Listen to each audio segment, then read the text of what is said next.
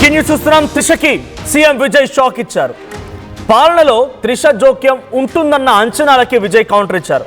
నా ప్రభుత్వంలో నేనే పవర్ సెంటర్, ఇంకో పవర్ సెంటర్ ఉండదు అని విజయ్ క్లారిటీ ఇచ్చేశారు. నాకు బాసులు ఎవరూ లేరు, అది చేస్తామని చేస్తామని లేనిపోని అబద్ధాలు చెప్పను. నేను తప్పు చేయను, ఎవడైనా చేస్తే ఊరుకోను. తప్పు చేసిన వారి తాట తీస్తానంటున్నారు విజయ్. ఎవరికైనా తప్పు చేసే ఆలోచన ఉంటే వెంటనే తీసేయండి, అహంకార ధోరణితో వెళ్ళొద్దని నా పార్టీ నేతలకు చెప్తున్నాను అన్నారు విజయ్. ఇక తమిళనాడులో కొత్త శకం ప్రారంభమైంది, రాష్ట్ర సామాజిక న్యాయం మొదలైంది అన్నారు విజయ్. ఇక ప్రజాధనాన్ని వృధా చేయను అని చెప్పానన్నారు, దోచుకోను అన్నారు ఆయన. ఎన్నో కష్టాలు అనుభవించి ఈ స్థాయికి వచ్చా. నా ప్రయాణంలో ఎన్నో అవమానాలు ఎదుర్కొన్నా, ఎన్ని అవమానాలు ఎదురైనా మీరు నా వెంటే ఉన్నారని చెప్పి విజయ్ అన్నారు. ఆకలి బాధలేంటో నాకు తెలుసు, మీ ఇంట్లో నేను ఒకటిగా ఉంటా, మీకు అన్నగా తమ్ముడిగా, విద్యార్థుల భవిష్యత్తు విజయ్ మామ అండగా ఉంటాడు అని చెప్పి ఆయన చెప్పుకొచ్చారు. మైనార్టీ ప్రజలకు అండగా ఉంటానన్నారు ఆయన. నాకు మద్దతు ఇచ్చినటువంటి అన్ని పార్టీలకు ధన్యవాదాలు అన్నారు. ఇక ఖర్గే, రాహుల్ గాంధీ సహా కాంగ్రెస్ నేతలకి ధన్యవాదాలు చెప్పారు విజయ్.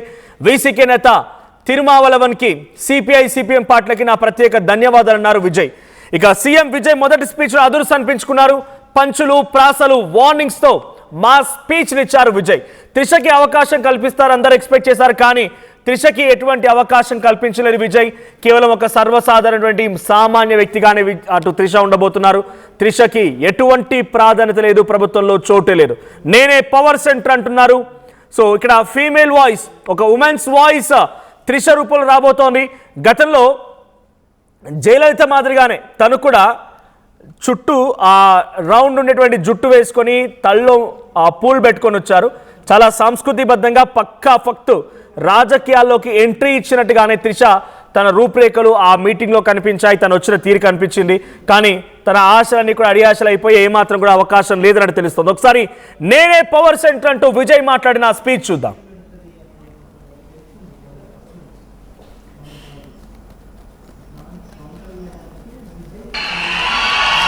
பெண்கள் பாதுகாப்பு ரொம்ப ஸ்ட்ரிக்டா வச்சிருப்பேன். போதைப் பொருள் கலாச்சாரம் அதை கண்ட்ரோல் பண்றதுக்கு என்னென்ன ஸ்டெப்ஸ் எடுக்கணும், என்னென்ன முயற்சிகள் எடுக்கணும், இன்னிலிருந்து அதை நான் எடுப்பேன். நம்ம பசங்களை அதுல இருந்து காப்பாற்ற வேண்டியது நம்ம அரசனுடைய பொறுப்பு. அதே மாதிரி சட்டம் ஒழுங்கு எல்லாருக்குமான பாதுகாப்பை நான் உறுதிப்படுத்துவேன். என்ன அவமானப்படுத்துறவங்களாகவே இருந்தாலும், என்னை கஷ்டப்படுத்தினவங்களாகவே இருந்தாலும், அவங்களும் என் மக்கள் தானே. நண்பர்களாக இருந்தாலும் எதிரிகளாக இருந்தாலும் 8 கோடி மக்களும் என் மக்கள் தானே.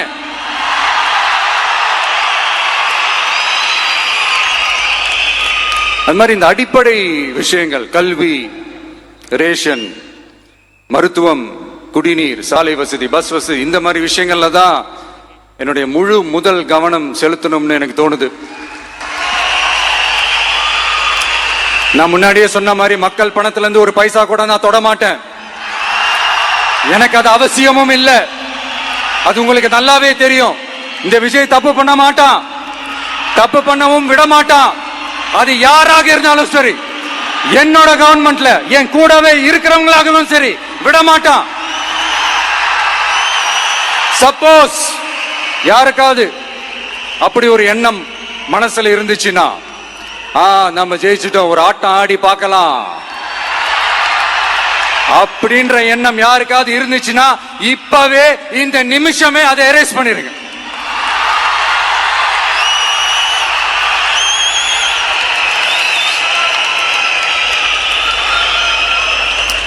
இங்க ஒரே சென்டர் தான், என் தலைமையில் உண்டான சென்டர். இந்த பக்கம் ஒரு சென்டர், இந்த பக்கம் ஒரு பவர் சென்டர், அங்க ஒரு பவர் சென்டர். அதெல்லாம் రైట్, ఇదే అని చెప్తున్నమాట. నేనే పవర్ సెంటర్. మీకెవరికైనా దోచుకోవాలని ఆలోచన ఇప్పుడే విరమించుకోండి.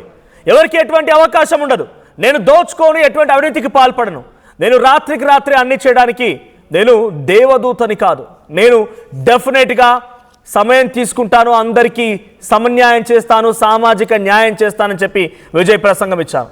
నేనే పవర్ సెంటర్ అంటున్నారు, ఎవరికి అవకాశం లేదంటున్నారు. అంటే ఇక్కడ ఎవరికి కొత్త వాళ్ళకి అవకాశం లేదని రకంగా తను ఇండైరెక్ట్ గా స్పీచ్ ఇచ్చారు. సో త్రిషకి ఎటువంటి అవకాశం ఉండదు ప్రభుత్వంలో తేల్చేశారు ఆయన. సో మరిన్ని అప్డేట్స్ ప్రతినిధి కృష్ణమోహన్ ఇస్తారు. కృష్ణమోహన్, సో త్రిషకి ప్రభుత్వంలో ఏదో ఒక వాయిస్ ఇస్తారు, ఉమెన్ పవర్ ని ఆయన ఎంకరేజ్ చేస్తారు, తన పార్టీ కూడా ఒక ఉమెన్ ఫేస్ కావాలి కాబట్టి త్రిషకి అవకాశం కల్పిస్తారంతా భావించారు. ఈరోజు తను సభకు వచ్చిన తీరుతెన్నులు చూస్తే కూడా గతంలో జయలలిత మాదిరిగా ఆవిడ అక్కడికి చేరుకున్నారు, కట్టు బొట్టు అంతా కూడా.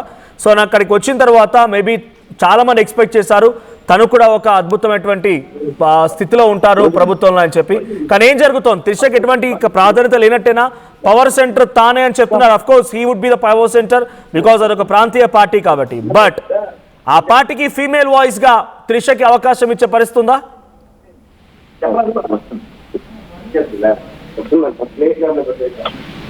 Hello Krishnamohan, continue. Yeah Manoj, ఖచ్చితంగా ఈ వ్యవహారంలో విజయ్ మాట్లాడిన ఛాన్సెస్ కావచ్చు, విజయ్ మాట్లాడిన మాటలు కావచ్చు, చాలా ప్రాక్టికల్ గా మాట్లాడారనేది మనం అర్థం చేసుకోవాలి. దీంట్లో ఎవరికి ఎటువంటి సంబంధం లేదు. నా ప్రభుత్వంలో ఎక్కడా తప్పు జరగదు, నా ప్రభుత్వంలో తప్పు జరిగితే లేదు, నా తర్వాత నా మంత్రులు ఉన్నా కూడా లేదు, మా వాళ్ళు ఎవరైనా తప్పు చేసి ఇప్పటికిప్పుడు ఏదో డెసిషన్ తీసుకొని నేను ఏదో అవకాశం వచ్చింది కదా మనం ఏదో చేయాలనుకుంటే అది కుదరదు అని చాలా క్లియర్ గా చెప్పారు. ఒక ఇండైరెక్ట్ గా ఒక విషయం కూడా మనకు అర్థమైంది. త్రిష కూడా ఈరోజు ప్రమాణ స్వీకారానికి హాజరయ్యారు. మొత్తం ఆమె మీద ఒక సెంట్రల్ ప్రోగ్రామ్ మొత్తం కూడా, అంటే మీడియా మొత్తం కూడా ఆమె మీద ఫోకస్ చేసింది. కానీ ఎక్కడ కూడా విజయ్ ఆ విషయంలో మాత్రం ఛాన్స్ ఇవ్వాల.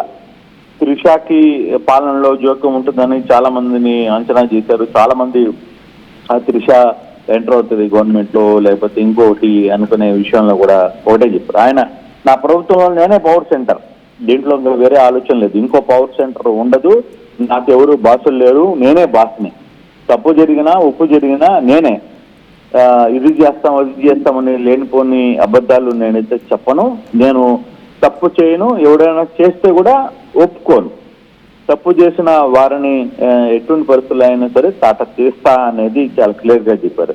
ఎవరైనా తప్పు చేసే ఆలోచన ఉంటే, అంటే పవర్ లో వచ్చాం కాబట్టి నమ్మ పవర్ లో వండుతాం నమ్మ ఏదైనా కరకల అనేది అతను క్లియర్ గా చెప్పాడు.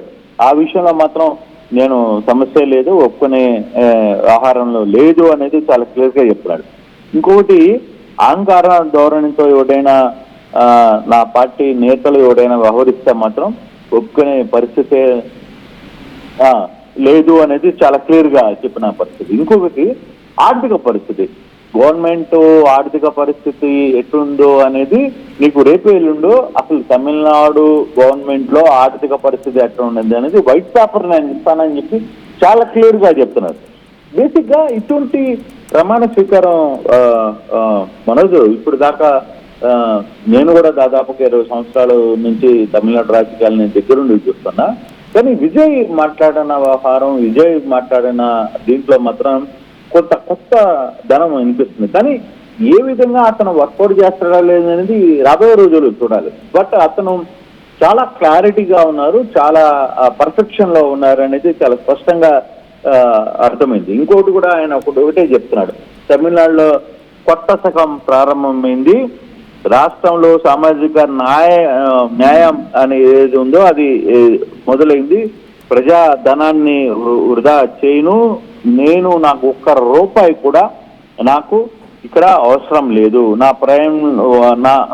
నా పూర్తిగా దీంట్లో ఎన్నో అవమానాలు భరించాను, చాలా ఇబ్బందులు పడ్డాను, ఏదైనా సరే అయినా కూడా వాళ్ళందరూ కూడా నా మనుషులే కదా, వాళ్ళందరూ కూడా 6 కోట్ల మంది కూడా నా మనుషులే కదా, నేను వాళ్ళందరూ నన్ను అవమానించినా లేకపోతే ఇంకోటి చేసినా ఆ విషయంలో నాకేమీ ఇష్యూ లేదు, ఆకలి బాధ ఏందో నాకు తెలుసు, మీ ఇంట్లో నేను ఒకడిని మీ అన్నగా తమ్ముడుగా ఉంటా, విద్యార్థుల భవిష్యత్తు విషయంలో విజయ్ మామ ప్రధానంగా ఏంటంటే ఆయన యంగ్ ఓటర్స్ మొత్తం కూడా విజయ్ వైపు తిరిగాడు.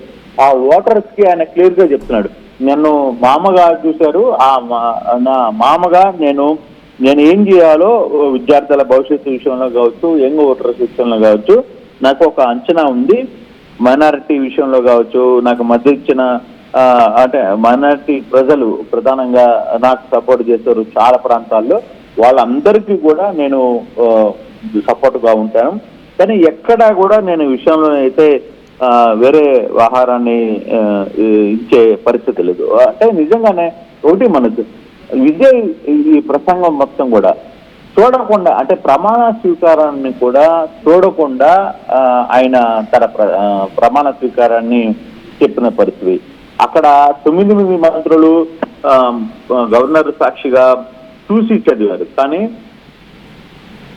ఈ విషయంలో మాత్రం విజయ్ ఎక్కడ ఒక్క నిమిషం కూడా ఆగల. ఆయన క్లియర్ గా ఆయన చెప్పాలనుకున్నది గవర్నర్ సాక్షిగా, లక్షల మంది ప్రజల సాక్షిగా ఆయన చెప్పాలని అనుకున్నది చాలా క్లియర్ గా చెప్పారు. అయితే ఒకటి సీఎం గా మొదటి స్పీచ్ మాత్రం విజయ్ అదుర్సన్ చెప్పాల్సిందే. దాంట్లో పంచులు, ప్రాసలు, వార్నింగ్లు అన్ని ఇచ్చేసాడు క్లియర్ గా. తన తోటి వ్యవస్థల్లో కూడా ఏమైనా తప్పు జరిగితే ఒప్పుకునే పరిస్థితే లేదు. ఒక పక్కన రాహుల్ గాంధీ పక్కన కూర్చున్నా కూడా పవర్ పాయింట్లు ఉంటాయి, ఇంకోటి ఉంటాయి, పవర్ ఇది చేస్తాడు, ఇంకొకటి చేస్తాడు, సమస్య లేదు, అన్నిటికీ నేనే బాధ్యత అని చెప్పి చాలా క్లియర్మైన ఇది చెప్పారు. రాష్ట్ర ఆర్థిక పరిస్థితి మీద కూడా ఆయన ఒక వైట్ పేపర్ ని వెంటనే విడుదల చేస్తాను, మీరందరూ కాన్ఫిడెంట్ గా ఉండండి, అంతా మంచిగా జరుగుతుంది, విజయం మనదే, మళ్ళీ మళ్ళీ కలుస్తూనే ఉంటాను అని చెప్పిన డైలాగులు. అంటే బేసిక్ గా ఇప్పుడు దాకా తెలంగాణ తమిళనాడు ఎలక్షన్స్ లో ఇటువంటి ప్రసంగం ఒక ముఖ్యమంత్రి చేసిన పరిస్థితి ఎవరు చూడలేదు అనేది అక్కడికి వచ్చిన చాలా మంది కూడా చెప్తున్న పరిస్థితి. ఇటువంటి అంటే ఒక యాటిట్యూడ్, అతను క్లియర్ గా ఒక సబ్జెక్ట్ ఉంది, ఏంది తమిళనాడులో ఏం జరుగుతుంది, తమిళనాడులో ఎటువంటి పరిస్థితులు ఉన్నాయి ఏంటి అనేది దాని మీద చాలా పూర్తిగా ఒక నమ్మకం ఉంది. ఆ నమ్మకం మీద ఆయన క్లియర్ గా చెప్పిన పరిస్థితి. అందుకే విజయ్ ప్రసంగం మొత్తం కూడా ప్రజలు కావచ్చు, అక్కడ ఉన్న హాజరైన స్టేడియం మొత్తం కూడా ఫుల్ ప్యాక్. అసలుకి మామూలుగా స్టేడియంలోనే ప్యాక్ అయితే బయట కిలోమీటర్లు మేర విజయ్ కోసం చాలా మంది వెయిట్ చేసిన పరిస్థితి ఉంది. అటువంటి పరిస్థితి మనం చూడాలి. అంటే విజయ్ లాంటి వ్యక్తి ఎలా ఉంటారు, ఏ విధంగా వ్యవహారం చేస్తారు అనే దాని మీద మాత్రం ఒక్క నిమిషం కూడా ఆలోచించాల్సిన అవసరం లేదు. మనోజ్, ఒక విషయం నేను చాలా క్లియర్గా చెప్తున్నాను. నేను ఒక 20 సంవత్సరాలుగా తమిళనాడు రాజకీయాలు ఇవన్నీ చూస్తున్నా, కానీ విజయ్ ప్రమాణ స్వీకారం ఎట జరిగింది ఏంటి అనే దాని మీద మాత్రం అంటే అంత ఓపెన్ గా, అంత వ్యవహార శైలిలో అతను కట్టుబాట్లని వదిలేశాడు. మామూలుగా విజయ్ అయినా సరే తమిళనాడులో ఒక పండుగ జరిగినా, ఒక ప్రమాణ స్వీకారం జరిగినా అందరూ పైన షర్ట్ వేసుకుంటారు, కింద పంచ కొట్టుకొని వస్తారు. కానీ అతను ఒక ట్రెండ్ ని క్రియేట్ చేశారు. అందుకే సోషల్ మీడియా మొత్తం కూడా ఈరోజు కోట్ల మంది, అంటే తమిళనాడు ఒకటే కాదు, పక్కన ఉన్న కర్ణాటక, ఆంధ్రప్రదేశ్, తర్వాత తెలంగాణ, వీళ్ళందరూ ఎందుకు అంత ఓపెన్ గా చూశారంటే అతను వ్యవహరించాలి. వెంటనే ప్రమాణ స్వీకారం చేసిన ఒక 5 నిమిషాల్లో నేరుగా సెక్రటరీకి వెళ్ళిపోయారు. సెక్రటరీకి వెళ్ళిపోయి ఆదివారం రోజు సెక్రటరీకి వెళ్ళిపోయి అక్కడ బాధ్యతలు తీసుకునే ప్రయత్నం చేశారు. సో ఇది కొంచెం తమిళనాడు రాజకీయాల్లో ఇతను ఎంతవరకు సక్సెస్ అవుతారో లేదో నేను చూడాలి. బట్ కానీ అతను చేసిన ప్రయత్నం మాత్రం తమిళనాడు ప్రజలకి ఒక కొత్త ఊపిరిని ఇచ్చింది అనేది మనం చెప్పాలి. Manoj, right, thank you Krishnamohan. But definitely అటు విజయ్ యాజ్ కృష్ణమోహన్ సెడ్ ఒక చరిత్ర సృష్టించాడని చెప్పాలి. అటు విన్నింగే కానీ, ఆయన సీఎంగా అవడానికి పడ్డ కష్టాలే కానీ, ఆ తర్వాత ఈరోజు సీఎంగా కూడా తన స్పీచే కానీ, తను వేసుకున్నటువంటి ఆ వేషధారణ, బేసిక్గా తమిళనాడు అంటేనే పంచకట్టు అండ్ వాళ్ళ వేషధారణ అలా ఉంటుంది. కానీ ఆయన సూట్ వేసుకుని వచ్చారు, అంబేద్కర్ ఫార్ములా ఆయన ఫాలో అవుతున్నారట్టుగా సోషల్ మీడియాలో జరుగుతున్న చర్చ. ఏదేమైనా విజయ్ ఒక హిస్టారికల్ సీఎంగా తమిళనాట కుర్చీలో ఇలా కూర్చున్నారు. సో విజయ్ డెఫినెట్గా ఆయన సీఎంగా సక్సెస్ అవుతారనేటువంటి భావన మాత్రం ప్రస్తుతం కలుగుతోంది. సోషల్ మీడియా వ్యాప్తంగా పబ్లిక్ అందరూ ఆయన విషెస్ చేస్తున్నారు. సో మీరేమనుకుంటున్నారు, విజయ్ ఒక మార్క్ క్రియేట్ చేస్తాడా యాజ్ లైక్ ఆయన సీఎంగా గెలవడం, ఆ కుర్చీలో కూర్చోవడం కోసం పడ్డ కష్టాలని, ఆ హిస్టరీని మొత్తాన్ని ఆయన ఎప్పటికీ శాశ్వతంగా గుర్తుంచుకొని అదే స్థాయిలో పబ్లిక్ సర్వ్ చేస్తారని మీరు అనుకుంటున్నారా? Whether Vijay will be successful in his seat as a CM? So మీరేమనుకుంటున్నారు కామెంట్ చేయండి.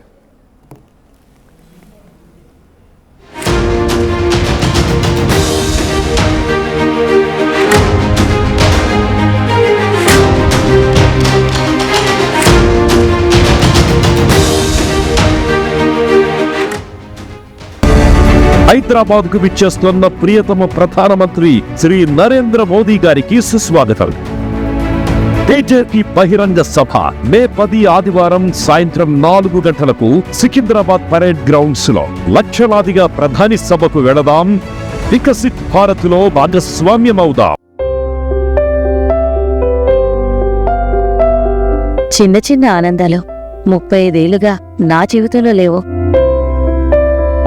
35 ఏళ్లుగా నేను డైపర్లలో బ్రతికాను. 6 సెంటీమీటర్ల ఫిస్టులా నా మూత్రాశయంలో లీక్ కారణమైంది. ఎవరూ నాకు సహాయం చేయలేకపోయారు. ఏఐఎన్యూలో వైద్యులను కలిసే వరకు. అక్కడ వారు రోబోటిక్ శస్త్రచికిత్సతో నాకు పరిష్కారం ఇచ్చారు. వారు నా ఆత్మవిశ్వాసాన్ని కూడా తిరిగిచ్చారు. Precision care makes it possible.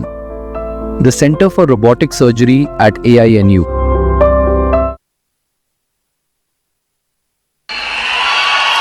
பெண்கள் பாதுகாப்பு ரொம்ப ஸ்ட்ரிக்டா வச்சிருப்பேன்.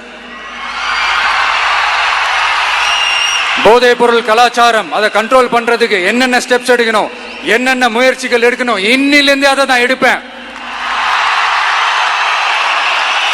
நம்ம பசங்களை அதுல இருந்து காப்பாற்ற வேண்டியது நம்ம அரசனுடைய பொறுப்பு. அதே மாதிரி சட்டம் ஒழுங்கு எல்லாருக்குமான பாதுகாப்பை நான் உறுதிப்படுத்துவேன். என்ன அவமானப்படுத்துறவங்களாகவே இருந்தாலும், என்னை கஷ்டப்படுத்தினவங்களாகவே இருந்தாலும், அவங்களும் என் மக்கள் தானே. நண்பர்களாக இருந்தாலும் எதிரிகளாக இருந்தாலும் 8 கோடி மக்களும் என் மக்கள் தானே.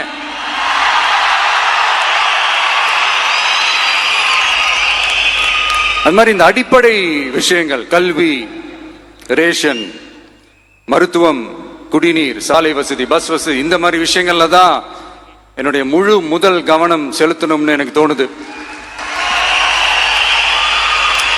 நான் முன்னாடியே சொன்ன மாதிரி மக்கள் பணத்துல இருந்து ஒரு பைசா கூட நான் தொட மாட்டேன். எனக்கு அது அவசியமும் இல்லை. அது உங்களுக்கு நல்லாவே தெரியும். இந்த விஜய் தப்பு பண்ண மாட்டான், தப்பு பண்ணவும் விட மாட்டான். அது யாராக இருந்தாலும் சரி, என்னோட கவர்மெண்ட்ல என் கூடவே இருக்கிறவங்களாகவும் சரி, விட மாட்டான். சப்போஸ் யாருக்காவது அப்படி ஒரு எண்ணம் மனசுல இருந்துச்சுன்னா, நம்ம ஜெயிச்சுட்டோம், ஒரு ஆட்டம் ஆடி பார்க்கலாம்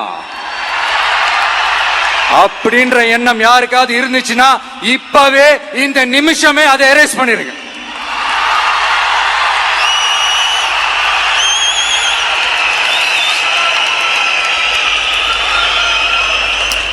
இங்க ஒரே சென்டர் தான், என் தலைமையில் உண்டான சென்டர்.